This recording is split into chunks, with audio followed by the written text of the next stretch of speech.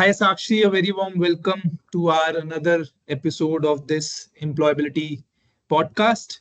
We try to get the insights from candidates, students, learners like you who have made it towards their corporate journey, towards their career, and in a hope that somewhere it will help some student who is aspiring to end up at a place or some other place like you ended up. Thank you, sir. Thank Without wasting anyone's time, it would be really great if you can just introduce yourself so that the audience can relate to you. Right. Thank you so much, sir. I'm so honored to be here. I am Sakshi, and I pursued BA LLB honors specialization in IPR law from UPES Dehradun. And I've recently graduated, and I'm honored to share that I've been placed as an assistant legal counsel in Tech Mahindra. So, and I'm here to share my law school journey and a bit about my struggling journey to get a secured placement at Tech Mahindra. So many congrats for this feat of achievement. Thank You you. mentioned that you have secured a role in a tech giant, Tech Yes, Mahindra. So yes, sir. can you just tell that what attracted you for an in-house counsel role? Because for a young law student, there is always a tussle whether to choose for litigation, in-house role, or something else. So how was you attracted and how did you make this decision? Right. So I would start with how my law school life was. I mean, how I stepped into law school 5 years ago. So 5 years ago, I entered law school as a girl with no background in law, no lawyers in the family, no clarity, and actually not even knowing what legal practice actually looked like. I was very hesitant and very unsure of where I fit into this vast profession. So to be very honest, law firms didn't really work out for me. I interned at a top few ones, but somewhere I felt like I was not growing in the way I wanted to, because law school makes you quite subject oriented. You pick a niche, you explore it, and you go into its depth.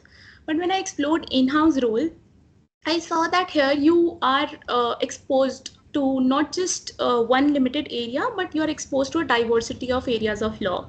So one day you're working with IP, one day you're working on data privacy, on the other day you might be working with the HR policies. So you get to experience the diversity of work. Plus, you are not just around lawyers. I believe I interned at a few places for in-house roles as well. So I really enjoyed working in that environment wherein a diversity of culture was experienced by me.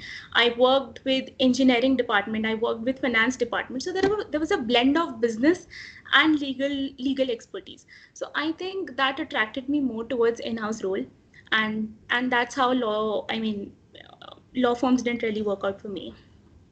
Right. So kudos that you were, on the path of self-awareness because you Right. need to do a lot of experimentation to find out Right. what works for you. And I Right. can recall a saying by Aristotle, great Aristotle, that knowing yourself is the beginning of all wisdom. Very true, sir. So Yeah. this was a very small part of knowing yourself, that what kind of environment you feel more productive, you feel more encouraged to work for. Right. That's really good. If coming down to the end phase of the interview day, the preparation, when the expression of interest must be invited by the campus. What was that journey of 15, 20 days? I suppose that you must have filled the application form and then there must be some shortlisting or some other round. So if you can just go through that journey as well.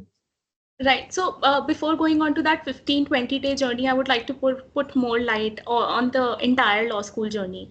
So I took everything as a small step, be it every semester, every internship. I tried and focused on learning in a way that whatever I'm working on, I should know that. And that resonated and reflected in that 15-20 day journey. How it happened was, when I filled up the form for Tech Mahindra, I was very much excited to be into it. I felt, I manifested that I am going through it and I'll land up there. So obviously that journey was difficult. There were a lot of students involved, around 200 students, wherein there was a step-by-step elimination process where it was a rigorous process that we had to go through, be You it a can group. call it a selection process because you are selected. So Yeah. others can call it a elimination process. Right, right. Thank you. So it was a obviously the 15-20 day journey was a rigorous one, but then the entire 5 year law school journey was the entirely learning based process that I have been through. And there were few points that I still regret not behaving well for, and there were few which I actually aim for, that everyone should focus on learning more than regretting that I did. So, sticking to the 15-20 day journey. So, the Tech Mahindra one, I started reading about the company. First one is KYC, know your company. This is the first and foremost thing when you step into anything, be it a law firm or in-house role. One should know the company they're stepping into. There were a few questions that came out as a surprise for us, wherein the HR asked us what's the revenue of the company. Can you imagine an HR asking us that? But they do ask you, and that's a normal thing. We were prepared for it. I mean, the career services department told us that you should know your company entirely, what their goals are, what their vision and mission is, what their revenue is, and that actually came up to us. And that's what makes you gives you an edge. If the other candidates don't know that, but if you know that, that gives you an edge. So definitely, apart from that, we mock interviews that helped me a lot, mock GD rounds that helped me, really helped me a lot, because that was the first elimination round that I faced, and where I felt that it's only practice can only make me go through it. So I practiced a lot of group discussion rounds. I took feedbacks from the mentor.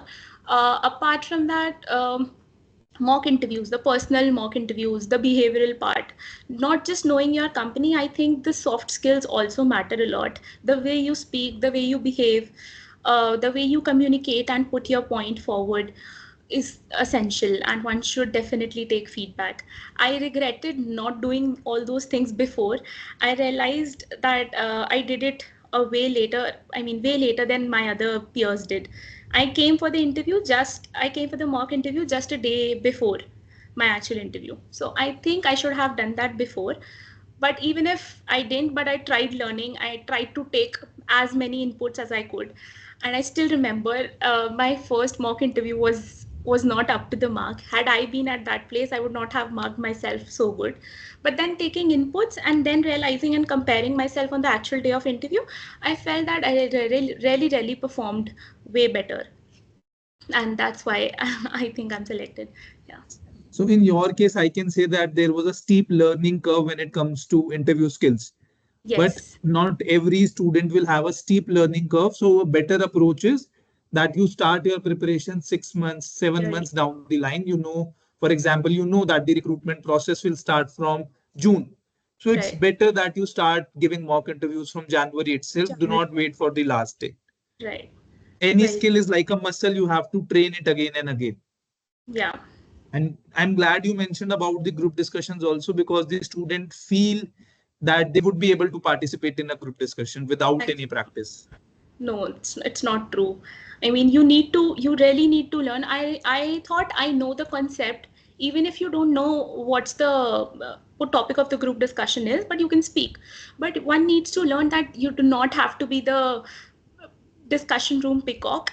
My mentor really told me that one does not need to speak everything that they know. You need to find the thin line difference, or the thin line where you can enter and put your point assertively, not showing that you are cutting someone down. So these are soft skills that only practice sessions can teach you, and don't know it on your own. So definitely mocks are important. So take away for anyone listening this, that practice a lot of GDs, no matter how many YouTube videos you see how to Yes. participate in a GD, or even viewing this podcast, you will actually have to frame a group of 6, 8 candidates among your peers, challenge Yeah. yourself with the topics, and if possible, record yourself so that Right. you can see whether your tone was aggressive or it was passive or it was just right, as you mentioned, was it assertive. And Right.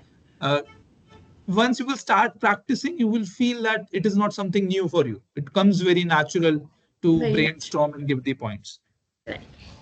And one of the reason I feel that in-house counsel roles, majority of them will have a group discussion, because you would be expected to be a part of a lot of meetings.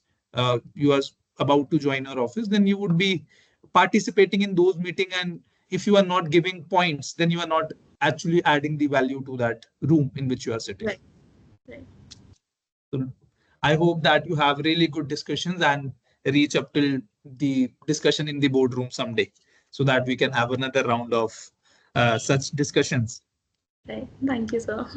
You have told about your preparation journey. What I could have understand is that though 15-20 days were very rigorous, but you would advise someone to start a bit earlier so that the journey can be smooth. Can you tell me about some of your skills or habits which have actually given you edge over the selection process? Because boiling down the number from 200 to 1, some must be screened in the resume shortlisting as well. Some then GD is a big elimination round, and then having a interview which can be divided into HR and the technical round. So what habit did you have which gave you edge over others? So, as you earlier mentioned and recognized well, self-awareness was one of those. I had a very much clarity on what I know and what I didn't. I didn't try to put myself that I know everything, a know-it-all person. I didn't try to show up that. And also, I think the biggest thing was being honest, honest to myself about knowing and not knowing. So I didn't try to act like a topper. I simply focused on learning more. I'm a very reflective person. I spend time on thinking of what I don't know and trying to work on that and learn that. So I think one has to be honest to oneself only To and be summarize, do not lie to yourself. At times we start lying to ourselves. Do not lie yeah, to yourself. not yeah, We are spending the most of the time with ourselves. So it's better that we know ourselves well. It's with very myself. easy to comment that I know this person, I know my friend, but do we actually ask, do we know ourselves? And you mentioned about reflections. So again, it is a habit that you are having and others can learn to just after a week, after a day, see what you have learned. Where is the Right, gap and how can you fill it? right. And you mentioned that you never portrayed that you are the best or the topper. Yeah. And I Because personally one believe can that the never be recruiter want you to be relevant more than to be the best. right, absolutely. And they don't expect you to know everything. They just want you to be honest and what you know, how you put it, it's the all that they want. Whatever you know, just try to simplify it in the best way, best of your ability, and express yourself in the best way, I think. So do not bluff around. Do not. If you do not know it, have the courage to accept that this is something you do not know it. This is something you know, you are confident, and you can demonstrate. Yeah. Right. Moving to the next question that I'm curious to know. Many students fear with the in-house roles again because the opportunities are very limited as considered to the other options they had. So, what was the belief system that were you flexible that either in-house or litigation or some other job, or were you very focused that in-house means in-house, not looking for any other opportunities? So I would answer the latter part first. So it was not that I was open to all the roles. So initially I told you I had zero clue about what legal industry looked like. Eventually, when I stepped myself into the legal industry, being into internships or being into certain workshops where people from different law firms do come, I attended those. I even connected to few professionals over LinkedIn. I realized that law firms didn't really work out for me when I interned. So I tailored my internship towards in-house counsel roles, and that's what I intended to. But that happened quite later, around in my fourth or fifth year, where I actually figured out what I wanted to do. So apart from that, knowing in-house roles being limited for freshers, honestly, I used to believe that too. And I often heard that in-house roles are for later, go to a law firm first. But then that advice might be true for many, but I realized that if I build that right skill set early, then why not? All that in-house roles need is a previous qualification experience of 3 or 4 years, and then they make you through it. But because all that matters is if you can speak that language of business or what they want in you, as in The purpose of keeping that previous qualification experience as 3 years is because the candidate becomes a bit experienced and gets more knowledge, and that's what they are exposed to. But then if you build that right skill set early, then why not give it a try? So I consoled myself in a way that the worst thing that could happen was rejection. So why not just try it, apply and try? And that's what I did. I interned at a few at an in-house role as well. I was quite I was quite engaged into that, and that was one of my best experiences, and that's how I made up my mind to be into that. So I can take something out of this discussion that we are having, that try to understand the need of the industry or the organization where you wish to aspire. Right, And whether it is an opportunity or even the resources, there is a right, limitation with everything. Had the world given us unlimited resources, then there would have been no fight, no challenge, no question of preparation also. right, There are going to be limited opportunities, limited resources. But if you are aware that what actually you want, you will start taking those steps. You need to understand the industry, and that applies very well to the law firm also. If you are chasing some kind of law firm, then try to understand their needs, please. and then build yourself uh, into a professional that can very well contribute to the team as soon as possible. For Right, example, you mentioned about the internship in the corporates, so that it gave you a flavor that how they are working, what kind of behavioral trait they will expect in a young right. professional joining them. So it's right to say that there are fewer openings for freshers, but it's not impossible. You just need to be very intentional on how you prepare and how you apply. So yeah. Another question, I am having some degree of fear in asking this, but I will still ask this: that does gender play a role? Did being a female law student bring any kind of unique challenge or strength to your journey, that you Um, felt that provided if you were a male, you would not have faced this challenge, or any either ways, advantage or disadvantage? Personally, I haven't faced any significant challenge, I mean, related to being a female law student. I've been fortunate to have had a very supportive environment around me, be it at law firm or be it at any corporate house that I work with, or be it in law school. Rather, in my law school, in my batch only, we had a lot of female. So I don't think we have had any significant challenge, and that too in today's time, where I think I equally belong to that room where any other men does. So I did not really. The rationale behind asking this question was, there are some very young students just out of the school, and sometimes the young girl, that female candidates who is thinking that whether I should opt for law or not, at times feel that this profession is more aligned for the males, which is not. You will get equal or better opportunities, nothing to fear at this moment of time. Right. And I believe that strengths lie in your ability on how you communicate effectively and how you empathize with others and how you approach with the problem, and not with this gender or any demographic feature for that matter.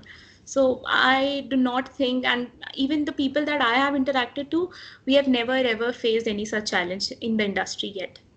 We can say that we are moving towards a era of merit. Prove your Right. merit, work on your skills, and your skill Yep. will actually pay you off, will create opportunity for you. Right. Yeah.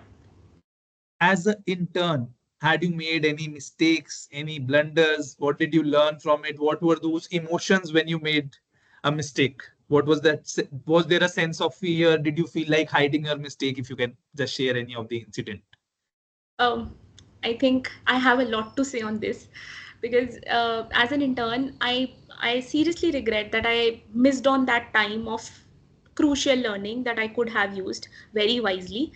But I had the fear of asking questions. I was a very quiet intern. I did not used to ask many questions. I used to think I would look stupid if I asked so many questions. But later I realized that that was the most crucial time, and nobody expects you to know everything, and nobody expects you to answer them everything or give them proper work. You just have to be diligent. They just check your diligence, how involved you are, how engaged you are, and how much you have that eagerness to learn. Rather than giving them everything in hand, if you would ask 100 questions, they are ready to answer, they're ready to help, considering the questions have to be thoughtful and respectful. But then I realized, even if I had some very valid questions, I did not used to put them. I used to think I'll figure out on my own, and that actually built up a lot. And that built up a pressure on myself only, that I had so much to learn and I have to do it all on my own, and I cannot ask that. So I think one has to be very vocal about what they know and what they do not. I became that after few years. I mean, in my fourth year, I realized that. So I missed on that second and third year phase where I should have been more vocal. So Right. So do not fear in asking questions, but I saw that the way you said that be thoughtful and respectful. So it respectful, doesn't mean that without having a thought, you are just overflowing bombarding them with with the questions. Yeah, bombarding them with questions. If you are having questions, just jot them down, yeah, write them down on a piece of paper, ponder upon it, think upon it. Maybe for some questions, you will find answers yourself, yeah. and then filter out and then try to ask from your reporting manager or the person who is designated to mentor you. Very Also, well there said. was one more thing. In my initial years, in first and second year, though you are not exposed to that very good internships, but then wherever you work, don't just think that you need to look perfect or you need to present yourself perfectly. It's not at all required. It's okay that you don't know it. It's okay that you say them that I can't do it. If you could just provide me certain insights, and then I would probably work on it. They're okay with that. But I made a mistake. I used to figure out things on my own. There was a matter that I got into, and it was just a 10 minutes thing that I could have done if I had known what I had to do. But since I didn't know, or I had no clarity on what to do, it took me 4 hours to do it. And I realized I wasted a lot of time. I tried to show that I'm perfect, but that person might be thinking I'm not, because that work was not for 4 hours. So don't try to show up that you're perfect. So have a learner's mindset. Yeah, Be humble, be polite, and if you do not know it, you are there to learn. Just show your intention that you actually wish to do this work, but you need help in it. help in it, right? So the intention also matters, and your intention is conveyed through your words, through your behavior as well. Very true. We have already discussed a part of it. You mentioned that about soft skills, that it Hmm. was very rigorous for you, that 10, 15, 20 days of journey, how to handle the interview questions and the GD. So what do you feel that during this selection or the elimination process, what is the ratio of technical skills, the domain skills, and the soft skills? Is it 50-50, or you can define it? Uh, I think both are equally important at their places. So, personally, talking about me, initially, I was all about technical knowledge. I believed being good at law would be enough. But soon I realized that being employable means good with people, being able to work with people, communicate effectively, and work smartly. So, I then worked on both sides. So, it's better if a person starts working on both the skills from the very initial phase of life. So technical knowledge is something that you gain over time, because as and when you read the subjects, you start gaining expertise on that. But soft skills is something that you can work from like right now. You need to work on it from the first year of law school, how you behave, how you communicate, how you put your points. All of these comes under soft skills, and that has to reflect on the day of interview, that you really have. Even if you would not have certain technical knowledge, they are there to teach you, but soft skills cannot be taught by anyone. So this is something that is observed more, I believe. Soft skill is something that you have to practice again Yeah, and again and again, and it takes some time to it develops inculcate those gradually. habits. Yeah, it develops For gradually. example, you stressed on behavior. Now, behavior is not something that can be transformed in a single day. Right. You had 15, 20 days, the journey was rigorous. But if we start working on a behavior that is expected to work better with Hmm. other people around, then it would bring better results. You wanted I to say still something? Yes. I still remember, yeah, I still remember on the day of my mock interview, I mean, the preparation journey, the mock interviews and mock GDs, there was a lot of things that were being noticed by our mentor, and we didn't realize that we were actually doing it. How to sit, how to put your legs, how to put your hands, how to move your eyes.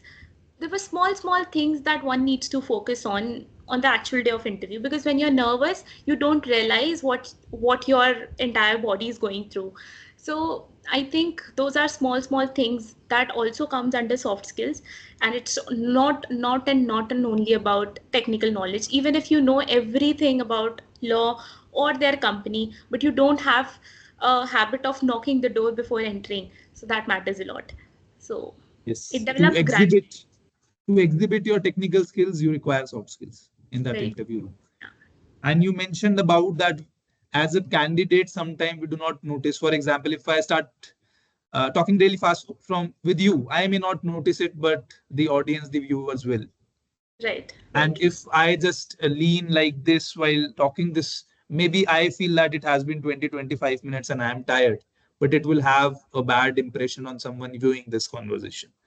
So Right, these are the blind spots. Everyone has a blind spot, and probably that's why a third party is required who can honestly tell that these are the things that we need to improve upon. right. For And that, something again, a third party feedback is required. and sometimes you don't do it intentionally, but it just happens.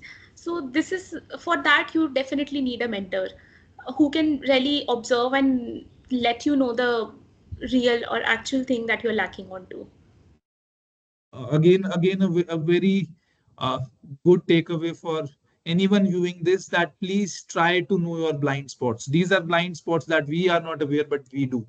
For example, if someone is gets triggered by some questions like why did you switch your internships at different domains, now there Mhm. can be a candidate who gets triggered from this, and he will never know until and unless someone tells that probably your tone or you sound rude while answering this. So all of this can be improved by constant feedbacks. Thanks for Right. sharing this. Any piece of advice that you would like to give to your younger brothers and sisters who are entering this profession or are about to give the interview in next 1 month, 6 months? I think the best advice that I could give is focus on being good at what you do. I mean, don't let anything define your ambitions, be it your gender or be it anything. Just focus on being good at what you do. Speak up, speak well, work effectively, and build your confidence brick by brick. Don't just think it's an overnight journey. It's a long process. It will take time. We, it, I mean, we also took time. It didn't work out on just the first day. It's a gradual process, and learning never stops. So even if you face rejections one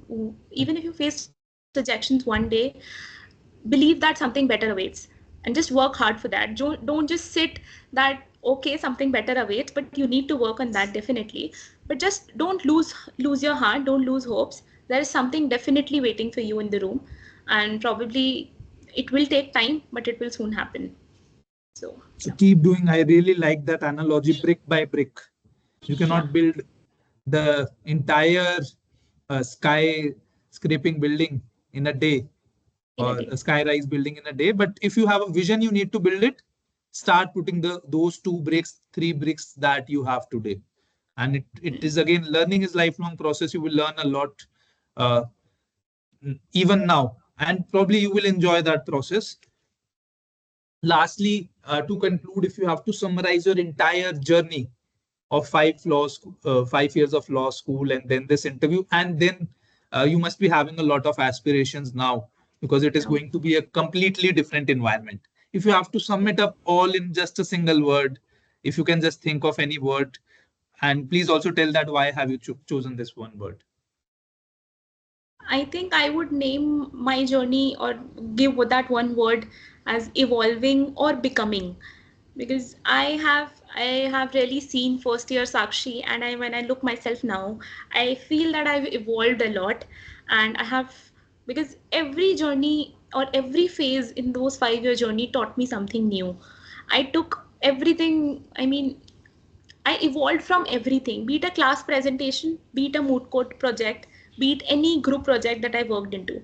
I felt that I've evolved. I've learned something out of there, and I'm still evolving. I mean, I still have to evolve. The process still goes on, and the learning never stops, as I said. So, evolving is a I'm yet to evolve, but I have evolved a lot. So, evolving is the right word that I could choose for my journey. Great. So I hope that even the viewers do evolve, they take away something from this fruitful conversation. And a really big thanks for sharing this energy, sharing your journey, and you have made it as honest as possible. You have been very candid in sharing your experience. Thank you so much, and very good wishes for your upcoming journey. I'm sure that with that attitude you carry, you will ace up and really look forward to your coming success. Thank you so much, Sakshi. Thank you. Thank you so much for having me here, sir. Thank you. Felt so good sharing. Right. Okay. Bye bye. Bye, sir. Thank you.